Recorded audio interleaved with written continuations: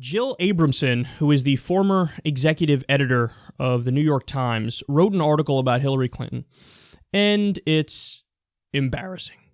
So she says the following. For decades, she's been portrayed as a Lady Macbeth involved in nefarious plots, branded as a congenital liar, and accused of covering up her husband's misconduct, from Arkansas to Monica Lewinsky. Some of this is sexist caricature. Some is stoked by the Hillary is a liar videos that flood Facebook feeds. Some of it she brings on herself by insisting on a perimeter or zone of privacy that she protects too fiercely. It's a natural impulse given the level of scrutiny she's attracted, more than any male politician I can think of. I'm not a favorite in Hillary land. That makes what I want to say next surprising. Hillary Clinton is fundamentally honest and trustworthy. She continues, ever since I was an investigative reporter covering the nexus of money in politics, I've looked for connections between money, including campaign donations, loans, super PAC funds, speaking fees, foundation ties, and actions.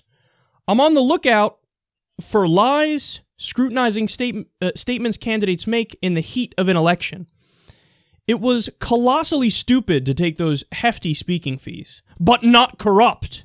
There are no instances I know of where Clinton was doing the bidding of a donor or benefactor. Okay, now I'm going to come back to that last part in a second here, but first let me address the beginning of the argument. This is something that I've now come to call Mick feminism. Now, I actually did not come up with that term. I wish I did because it's fucking awesome. But I believe it was Adam Johnson of Alternet who came up with it, or at least he's the first person I saw use it on Twitter in reference to a similar thing where there was accusation of Bernie bros flying around. And the idea of Mick feminism is that it's feminism that's about as close to feminism as the meat in the chicken nuggets is to actual chicken. Like, there's the stories of how, the chicken McNuggets, it's not really the kind of meat you want to be eating. It's kind of fake and, full with all the disgusting parts. Right, that's exactly what we're talking about here. McFeminism is watered down, disgusting, knockoff feminism that kind of besmirches actual feminism because it's just the hackiest argument you can imagine, where you effectively say, as some have said in this debate, that, well, no, by definition, because Hillary's a woman, you must support her or you're a bad person. I think it was Madeleine Albright who said there's a special place in hell for women who don't support other women. And that's the argument she was using for voting for Hillary over Bernie Sanders. That's amazing. By that logic, you have to support Carly Fiorina over Bernie Sanders if it came down to it. Or you have to support Sarah Palin over Bernie Sanders. That ain't feminism. That's Mick feminism. It's embarrassing. And it's very closely tied to what's now called third wave feminism or neo-feminism, which is the idea that you kind of nitpick and look for arguments that aren't really policy substance based. It's just, pulling the sexism card at every possible turn. Another example that I always think is hilarious is the way you portray women in video games is sexist. Yes, that the worst problem facing society today is the portrayals of women in video games. This is what you care about? I mean, there are things to really care about in the world. That's it. That's the sexist. Mick feminism, that's what it is. And I like how just a little dash of it here. Hillary, she's under more scrutiny than any male politician I can think of. So that's a way to assert, well, it's only based on her gender, without even providing any evidence. It's like, I don't know, I'm just going to assert that it's worse than any scrutiny any male politician has ever been under. Well, can you prove that? Do you have examples? No, I'm not going to do that, but I'm just going to assert it, and you have to accept it as true or you're sexist. What? So there's a little sprinkle of it, and it's just a sexist caricature to talk about her integrity. And what you're doing is you're rigging the deck. You're rigging the game here where you say, well, now you're suspect if you criticize her in any way, even if it's policy-based, you're suspect. Why? Because I just said that, hey, this is a sexist caricature when you talk about her in this way. So it's almost like she's trying to give her a special category on her own above criticism, and she puts her there so that whenever anybody says anything, you just brush it off as, well, what do you expect? Sexist is going to be sexist, so what are you going to do? They're the problem. It's not what Hillary does. Well, then again, she can get away with anything and then hide behind that, and then you'd be defending her. So it is just utterly ridiculous. Now, going beyond that, when you make the point, there are no instances I know of where Clinton was doing the bidding of a donor or a benefactor.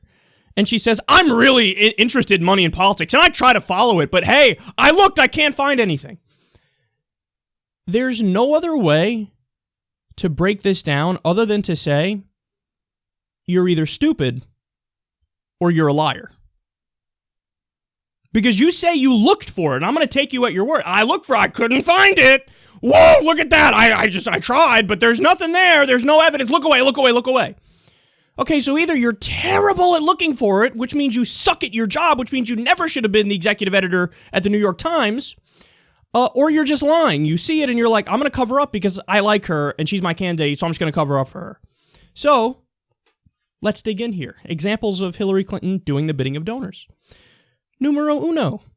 She takes money from Wall Street and she's against Glass-Steagall and breaking up the big banks. That's a huge one. Now, we know economists have told us, experts have told us, hey, one of the main things that led to the subprime mortgage crisis in the Great Recession was when we got rid of Glass-Steagall and the Gramm-Leach-Bliley Act. By the way, signed by Bill Clinton. She supported it at the time, too. She also supported NAFTA. So this idea, I'm for the working class. Yeah, sign the deal that's going to ship out all the jobs. You're going to tell me money has no effect on any of this stuff? Please. So she takes money from Wall Street. She takes money from the big banks. Lo and behold, her plan, regardless of how she tries to frame it, is significantly weaker than Bernie Sanders' plan. She says the opposite half the time.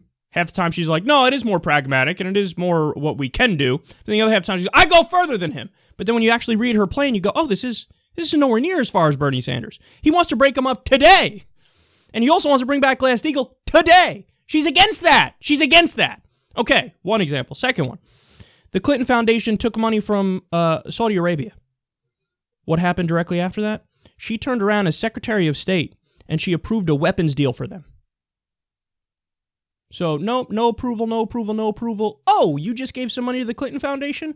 Now I will approve your weapons deal. And then they celebrated it in internal emails.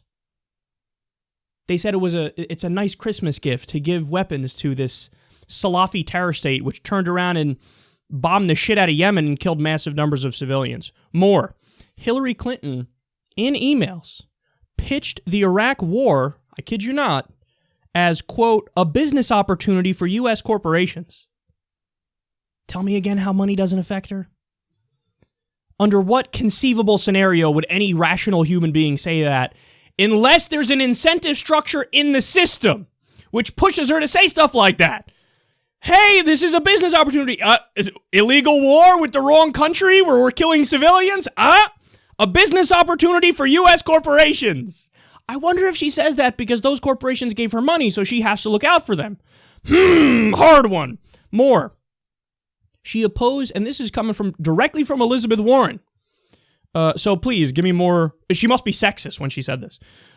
She opposed a pro-corporate bankruptcy bill, okay? And she even convinced Bill Clinton not to sign that bill. And then later on, when she became a senator, she supported it after taking money from lobbyists. That's like a fucking science experiment on corruption. When she's not taking the money, when she's first lady, she sits down with Elizabeth Warren. Oh my God, you're right. This bankruptcy bill is biased in favor of corporations. I can't have Bill sign this. Let me go talk to him. Let's figure all this stuff out. So she was against it. Fast forward to after she took money from those special interests. Now she's for it. She votes for it as a senator. Unbelievable.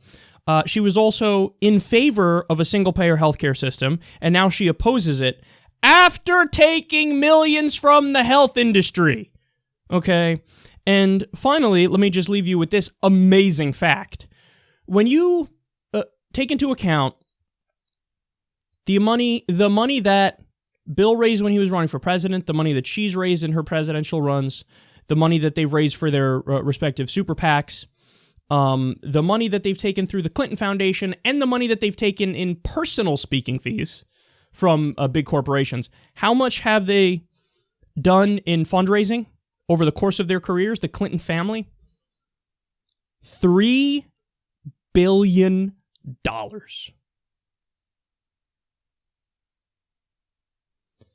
Now, if you want to make the argument that, hey, You go around to special interests, to giant corporations, to moneyed interests, to elites. You raise all that money, and no, they don't want anything from you.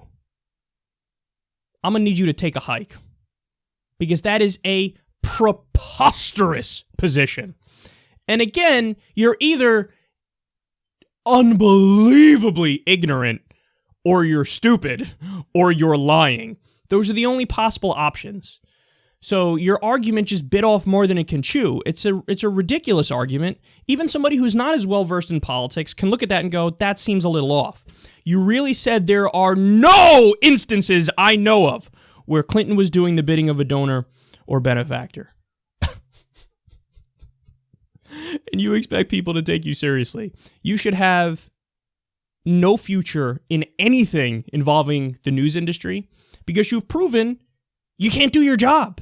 And I'm not saying this because, oh my God, it's PC outrage and she doesn't agree with me, therefore she should have a job. No, I'm saying it because you suck at your job. It's like if I call a plumber because I need a plumber at my place and somebody shows up and I say, okay, here's the problem. And they say, oh, I don't do plumbing. Well, why the fuck are you here? Why are you in the news business? You clearly don't know what you're doing.